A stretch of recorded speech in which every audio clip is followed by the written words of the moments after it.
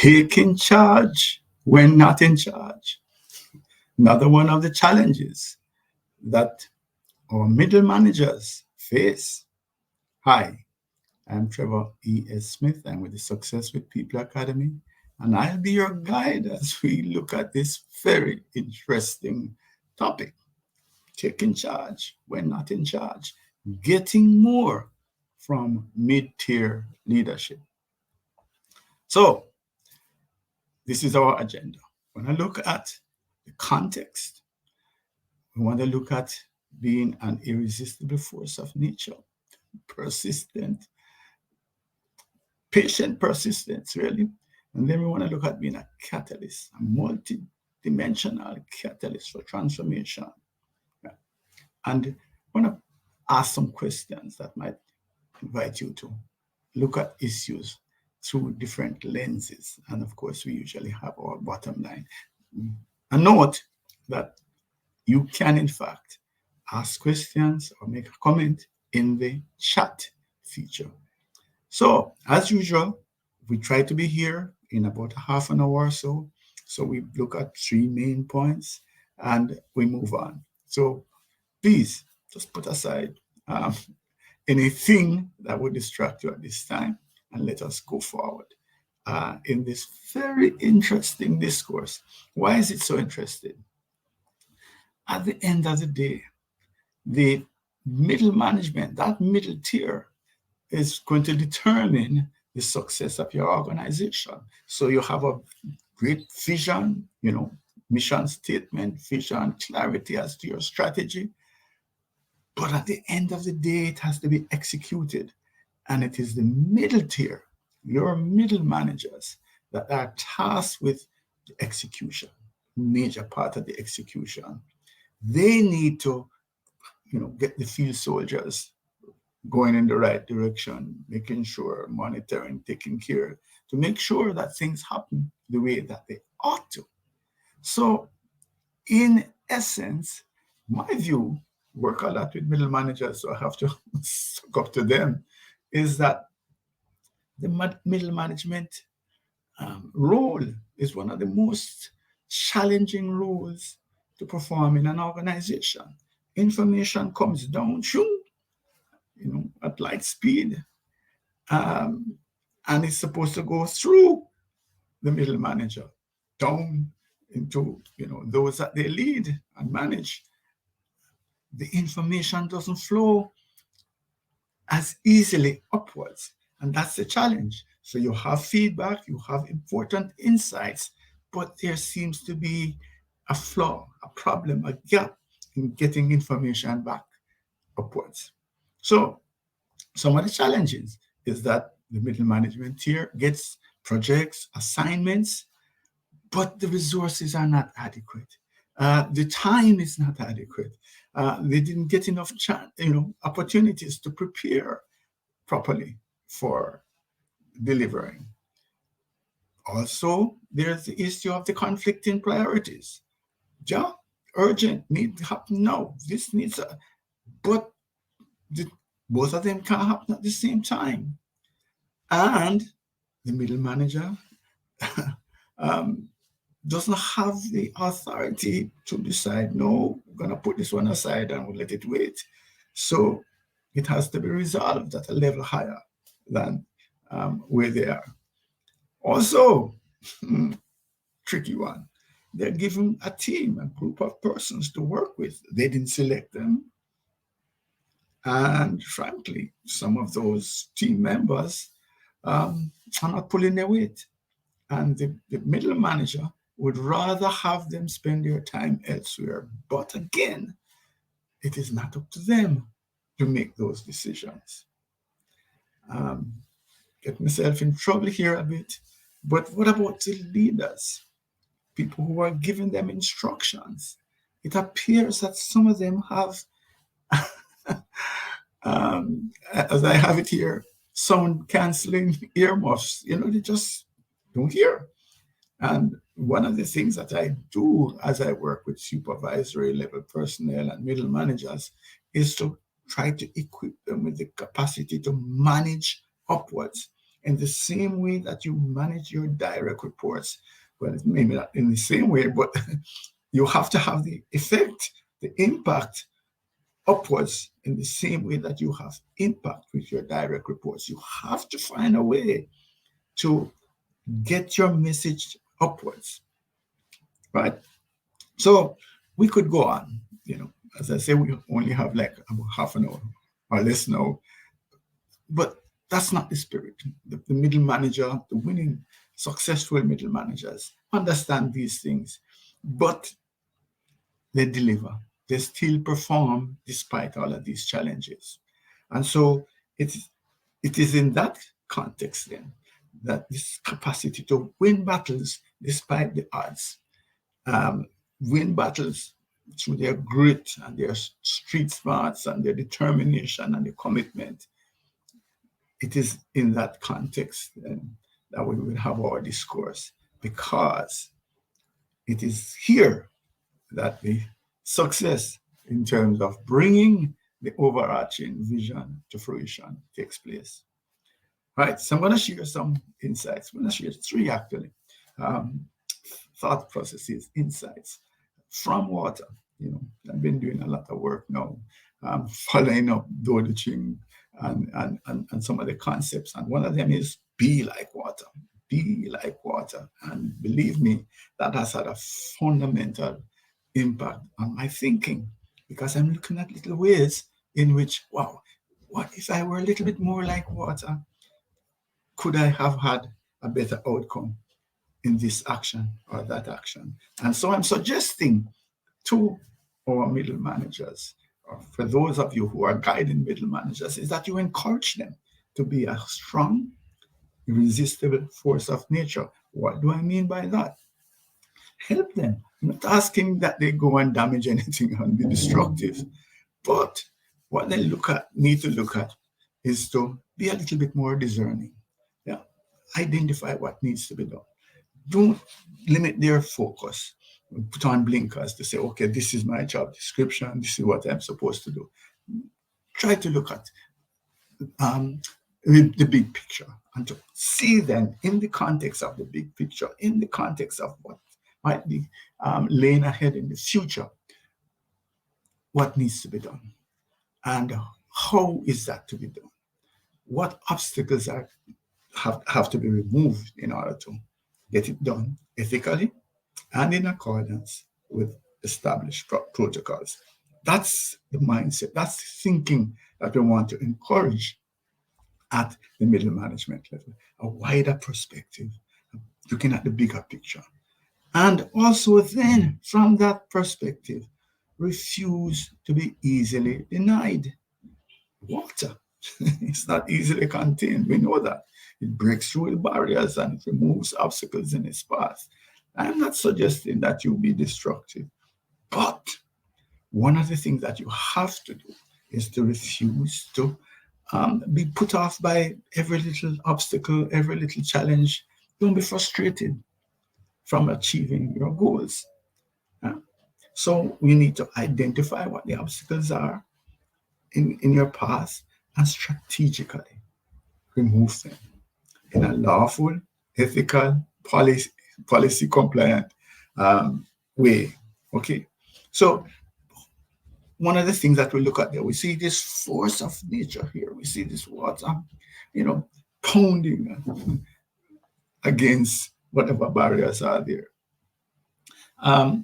So water in this mode is not a single droplet. It is bringing the forces, bringing droplets from all over and coalescing that into this mighty force. The message I would take from this is that we need to rally support. We can't just be lone rangers, just me.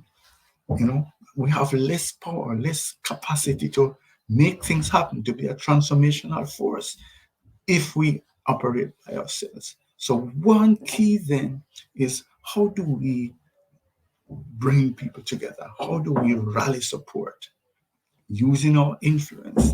That's a way, an important key then to being more effective as a middle manager is the capacity to win friends and draw people together have people buy into whatever it is that you think or see needs to be done. So I'm suggesting again, water is an amazing guide as to how we can rally support. There are two things. One of them is that water embraces diversity and it doesn't discriminate. So it is able to pull, and this is the message for you, it is able to pull from all forces from all areas. So in your mindset, the whole idea is that you need to be able to navigate diverse environments effectively, and you need also to work with others effectively. We see that in organizations where there are challenges, interdepartmental friction, silos, all sorts of other obstacles, which really and truly detract from achieving the goals of the organization. We need to get to a place where we increasingly learn to put those things aside and to focus more on what is it that unites us as against what it is that divides us. And if we can get to that, then we will be able to become more, have more force, more impact, more capacity to get what it is that we need to get done. But the second characteristic is also important. Um, you know, sometimes we get concerned about who has what role and who is making what contribution, and it doesn't help. Water, if you think about the chemistry of water, hydrogen, two parts, oxygen, one part. Hydrogen at the front, it's not oxygen and hydrogen, it is hydrogen and oxygen. Despite that, and believe you me, these are powerful chemicals in their own right. Despite that, they come together and they produce this life changing liquid, life supporting liquid. What if we could actually put those nagging, sapping considerations aside? Because when teams or the units or the entire organization get to a place where the contribution of everybody is recognized and appreciated in concrete ways, demonstrable ways that you can actually feel it, that yes, I'm the little finger, but if I'm not here, I am missed. And people understand that I am a part of the success. So that's part of the thing that we need to look at, is to create a culture then in which we can look beyond positions, look beyond gender, race, all of those things, and come together, coalesce as a force that can get things done. All right. Hopefully still there with me. Remember, you could actually pop something into the chat. I will go and look at it in a little while. All right. So the other thing now, and this is like almost the opposite side, flip side, is that water also achieves much by consistently dripping. So even one droplet of water can make a difference. We talk about silent rivers run deep, because they continue to erode as they go along, continue to erode. We also have the concept of Kaizen, which looks at this step by step, gradual, continuous improvement that finally gets you to where you want to go. So we need to look from water then to understand this whole concept of performance enhancement through small, consistent, incremental steps. That's a lesson that I think we could learn to make a huge difference in our impact in the organization. So this strategy then of water is patient persistence. Yeah. We talk about the meandering streams, talk about the drip.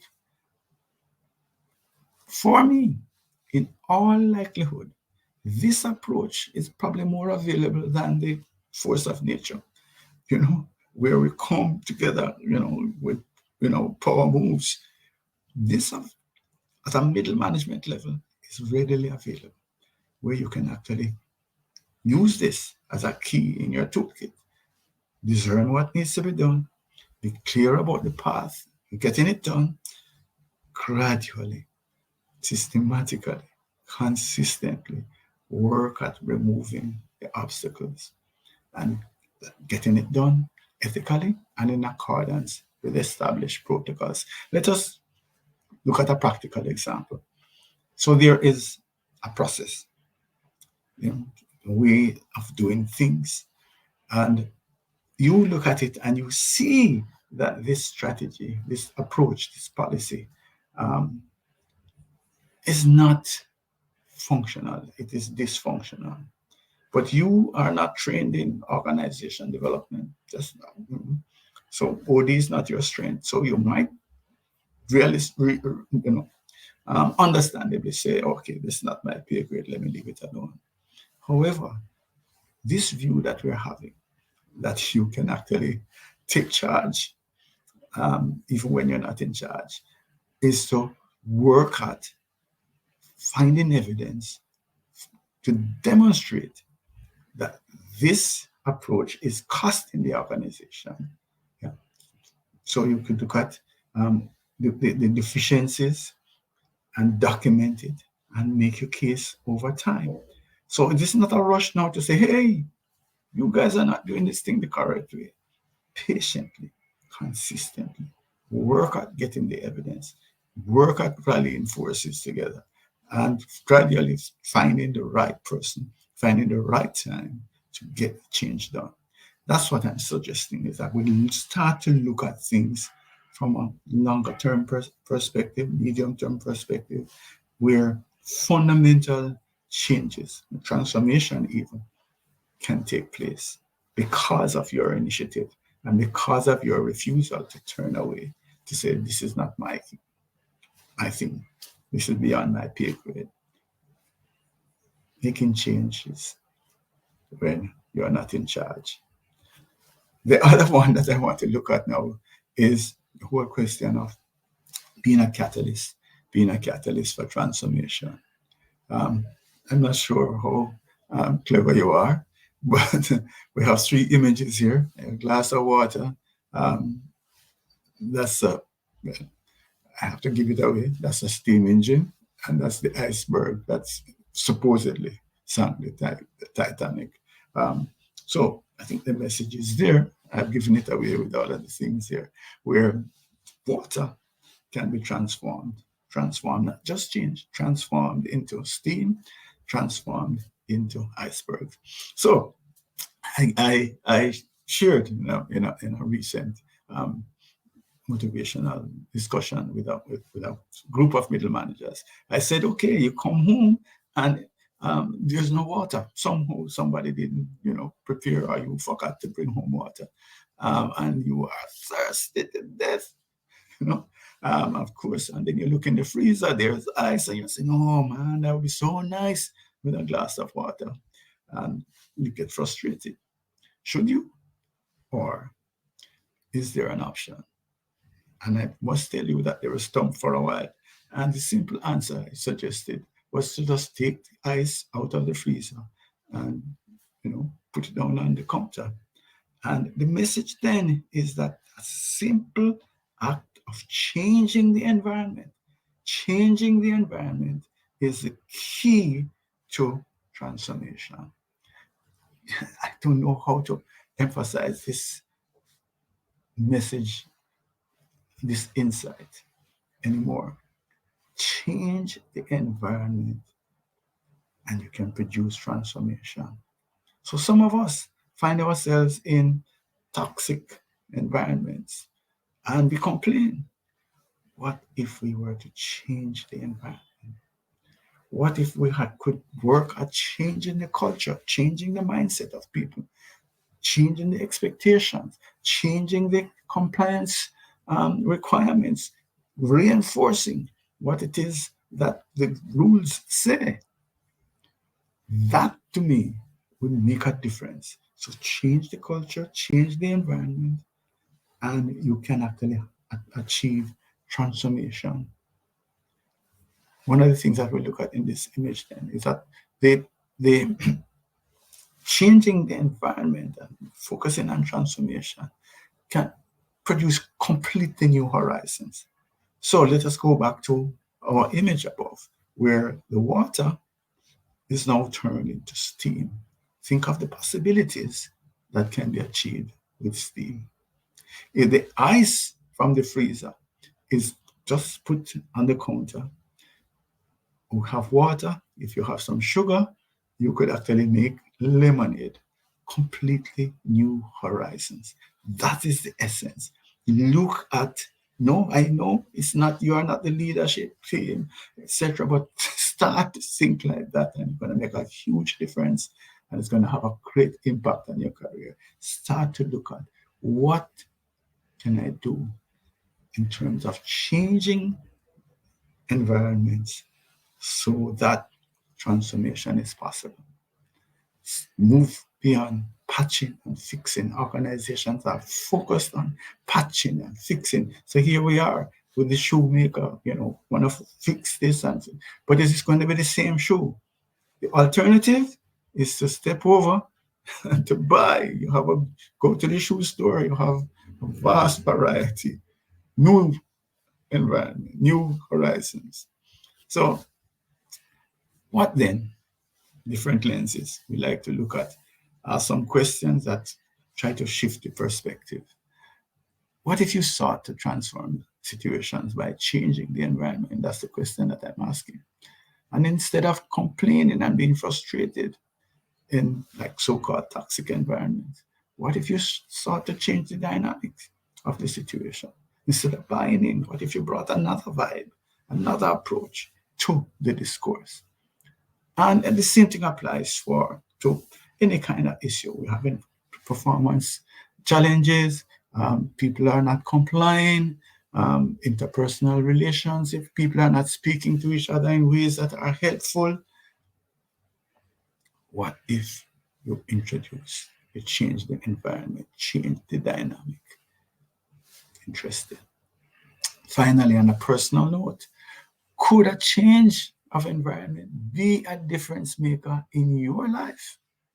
I'm not saying change your job or anything. I'm just asking this question.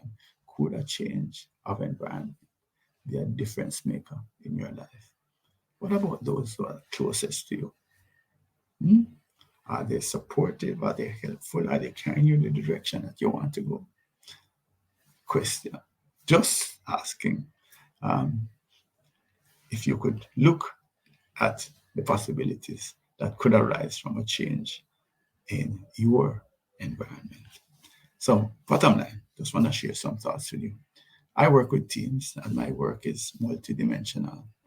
I must tell you that I really rely heavily over the couple of decades that I've been doing this on the use of behavioral DNA diagnostics. I use extended disk on the Revolutionary Things platform. So we do the assessments first, and I gather a lot. I know more about the individual than they know about themselves. Seriously, there are insights that I get from these assessments that you just don't know on your own. And so in addition to the diagnostics, I've been trained, I've been to all of those, the Robbins, the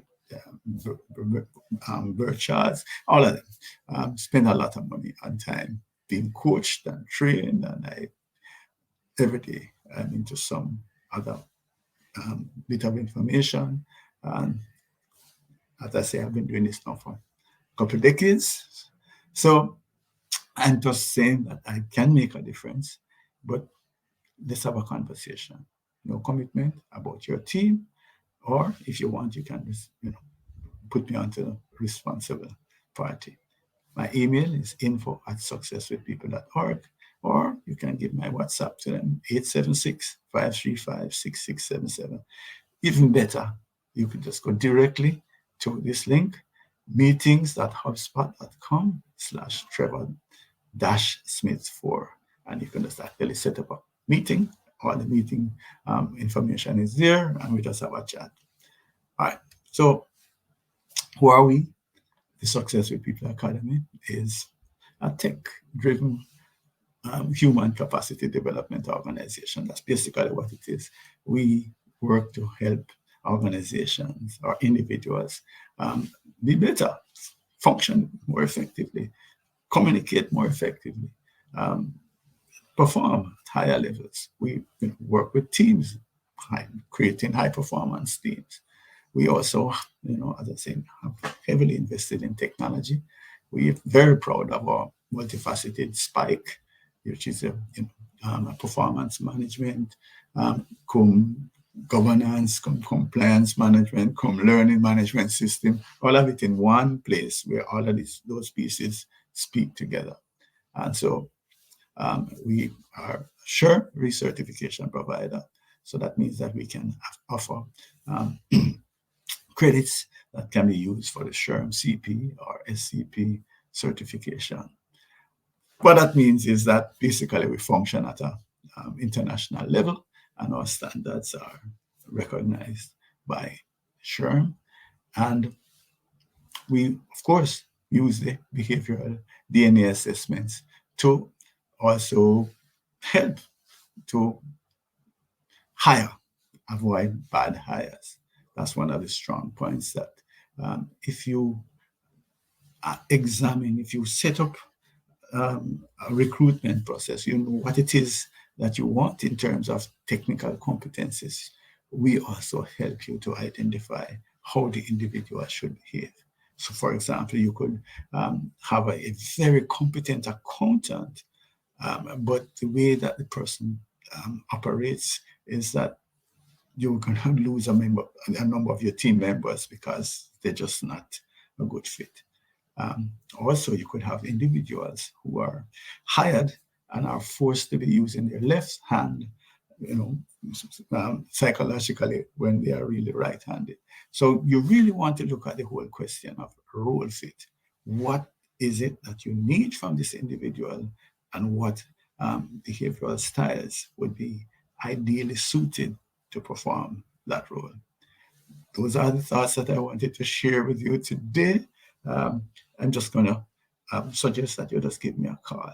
So let me just run down again just quickly what it is that I'm inviting our middle management or your middle management team to do.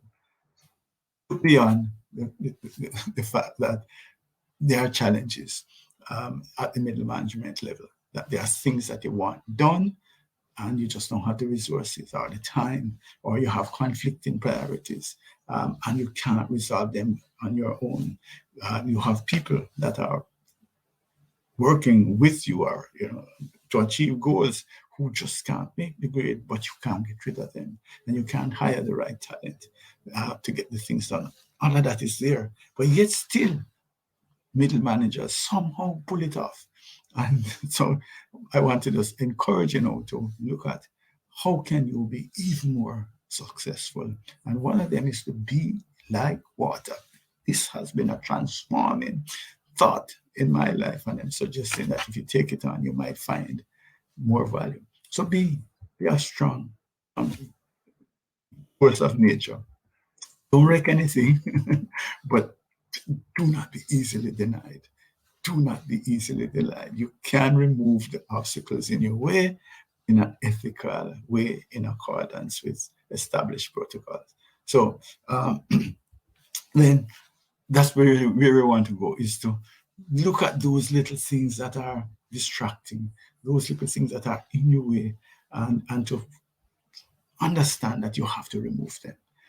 And it's not easy to remove them as a single individual. You might actually need to rally forces together. And that's the other part of water, that as we look at it, water can, in fact, pull together droplets to become a powerful flood. So that's how you need to do. Get to the point now where you can actually rally people together, get support, sell ideas.